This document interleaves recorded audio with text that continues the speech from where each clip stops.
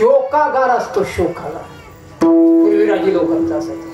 तिथं आपल्याला जे दुःख आज झालंय त्या खोलीमध्ये, त्या ग्रहामध्ये काय करायचं, प्रवेश करायचा, तिथंच राहायचं. त्याला काय म्हणायचं, शोकाग्रह.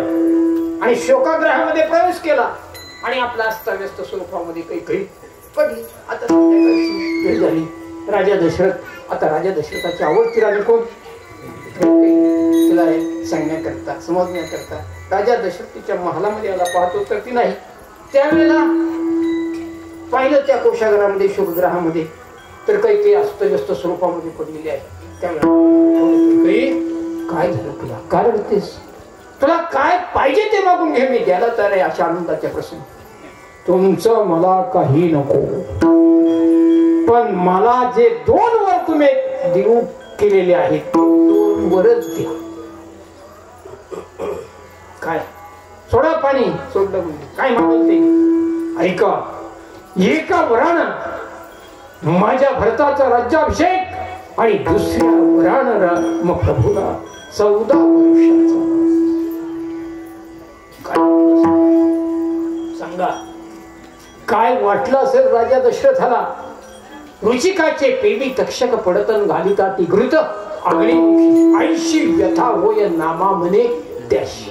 बस तसाच राजा उठलेला आहे आणि अवस्थेमध्ये निचेष्ट अवस्थेमध्ये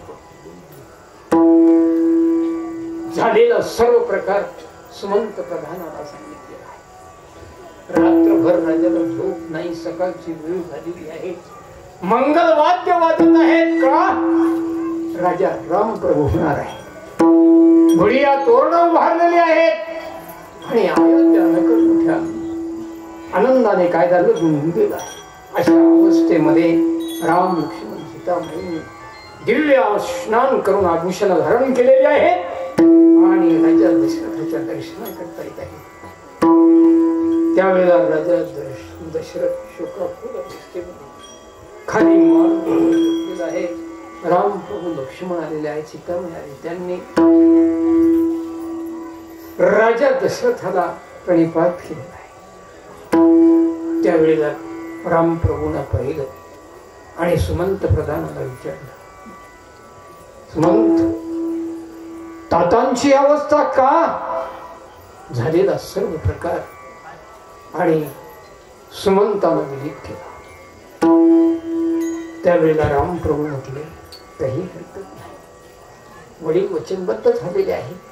विचार, रघुवंशातील रीती काय, रघुकुल प्राण जाय परिवचन न जाय.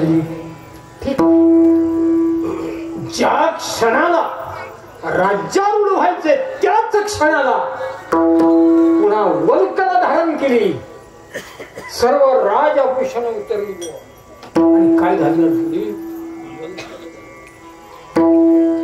सोपं काम आहे का.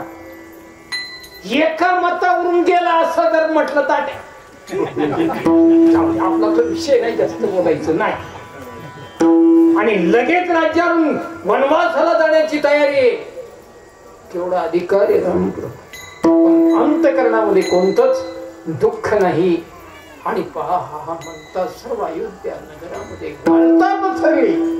राजा रामप्रभू राजा न होता कुठे जात आहे.